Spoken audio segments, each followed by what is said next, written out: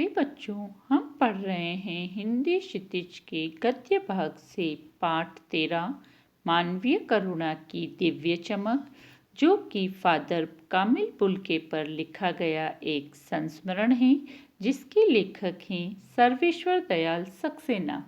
हिंदी की नई कहानी के प्रमुख साहित्यकार सर्वेश्वर दयाल सक्सेना का जन्म सन 1927 में जिला बस्ती, उत्तर प्रदेश में हुआ।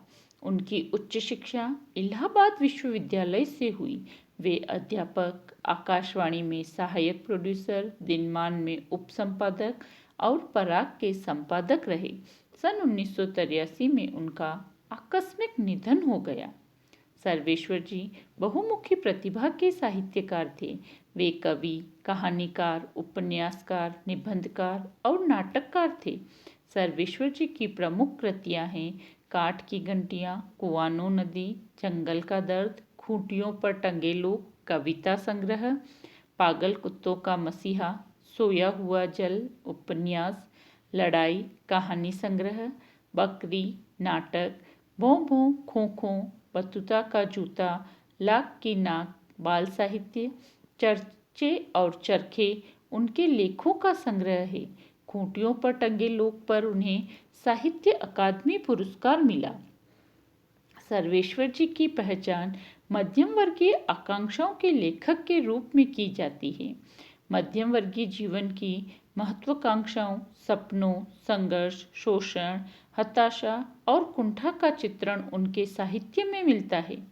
सर्वेश्वर जी स्तंभकार थे और चर्चे और चरखे नाम से दिनमान में जो स्तंभ लिखते थे, उससे बेबाक सच कहने का साहस दिखता है। उनकी अभिव्यक्ति में सहजता और स्वाभाविकता है। फादर कामिल बुल्के के बारे में लिखा यह संस्मरण है। संस्मरण स्मृतियों से बनता है तथा स्मृतियाँ विश्वसनीय होनी चाहिए।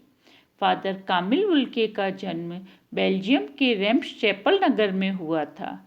इस नगर को गिरजाघरों, पादरियों और धर्मगुरुओं का शहर कहा जाता है। इंजीनियरिंग की आखिरी साल की पढ़ाई करते समय फादर का मन पादरी बनने को हुआ। इसके बाद उन्होंने भारत को अपना कर्म क्षेत्र बनाया।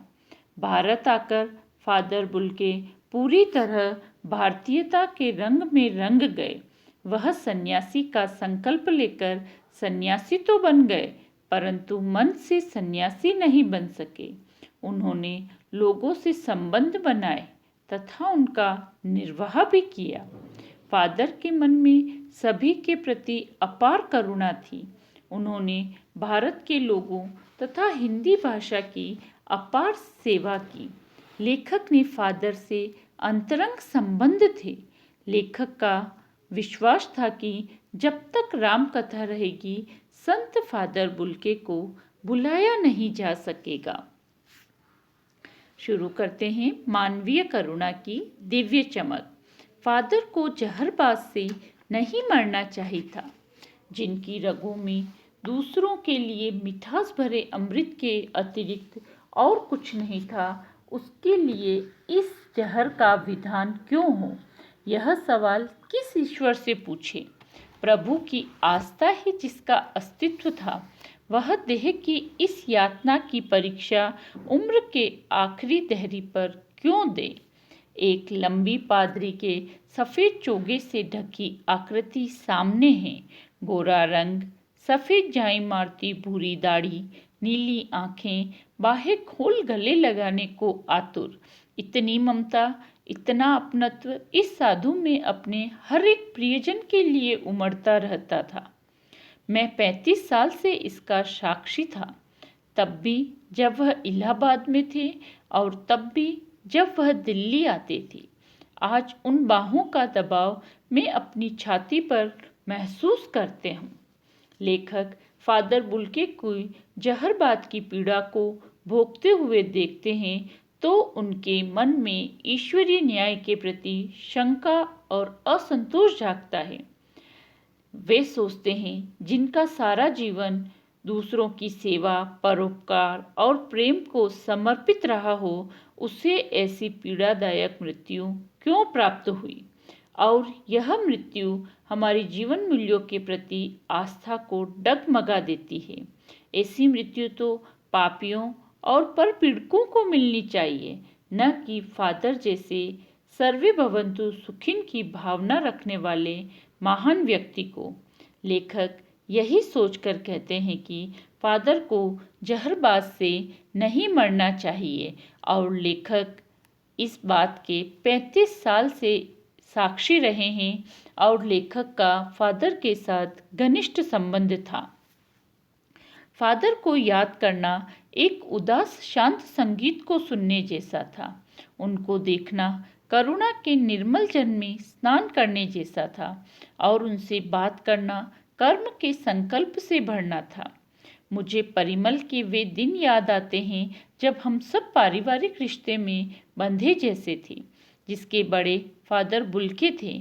हमारे हंसी मजाक में वह निर्लिप्त शामिल रहते, हमारी गोष्ठियों में वह गंभीर बहस करते, हमारी रचनाओं पर बेबाक राय और सुझाव देते और हमारे घरों के किसी भी उत्सव और संस्कार में वह बड़े भाई और पुरोहित जैसे खड़े हों हमें अपने आशीषों से भर देते।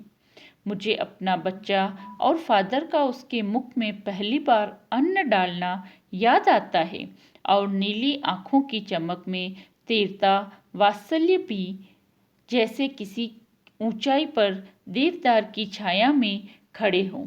लेखक बताते हैं कि फादर को याद करना एक उदास शांत संगीत को सुनने के समान था, क्योंकि उनका व्यक्तित्व अद्वितीय था। उनके स्वभाव में इतनी ममता, शांति व प्रेम था कि उनकी मृत्यु के बाद उनकी स्मृति मात्र ही उदासी की ओर ले जाती थी, किंतु उनकी स्वाभाविक विशेषताएं मन को शांत संगीत सुनने जैसा आनंद प्रदान करती थी। परिमल एक साहित्यिक संस्था थी जिसमें लेखक और उनके मित्र होते थे और फादर बुल्के उसमें एक बड़े भाई और पुरोहित जैसे सभी को सुझाव देते, अपनी बेबाक बात कहकर उसमें राय देते। लेखक बताते हैं कि फादर का जो स्नेह, प्रेम और वात्सल्य था वह इस प्रकार लगता था जैसे वे देवदार के वृक्ष की छाया में खड़े हो। जिस प्रकार देवदार का वृक्ष ऊंचा और छायादार होता है और उसकी छांव में पथिक को शीतलता का एहसास होता है, उसी प्रकार फादर बुल्के की नीली आंखों में तीव्रता वात्सल्य रूपी स्नेह लोगों को आनंद एवं ठंडक का एहसास कराता था। दुखों की कड़ी धूप में देवदार की छाया की तरह शीतलता व शांति प्रदान करता था। फादर बुल्के का अपनत्व का भाव रखकर सभी की निराशा एवं दुखों को दूर कर देते हैं। लेखक बताते हैं कि कहाँ से शुरू करें। इलाहाबाद की सड़कों पर फादर की साइकिल चलती दिख रही है। वह हमारे पास आकर रुकती है, मुस्कुराते हुए उतरती है। देखिए देखिए, मैंने उसे पढ़ लिया है और मैं कहना चाहता हूँ, उनको क्रोध में कभी नहीं देखा, आवेश में देखा है और ममता तथा प्यार में लबालब छलकता महसूस किया है। अक्सर उन्हें देखकर लगता है कि बेल्जियम में इंजीनियरिंग के अंतिम वर्ष में पहुंचकर उनके मन में सन्यासी बनने की इच्छा कैसे जाग गई, जबकि घर भरा पूरा था। 2 भाई, 1 बहन, माँ, पिता सभी थे। लेखक बताते हैं कि भरा पूरा परिवार होने के पश्चात भी फादर कामिल बुल्के के मन में इंजीनियरिंग के अंतिम वर्ष में भारत आने की इच्छा जागृत हो गई और वे भारत आ गए। धन्यवाद।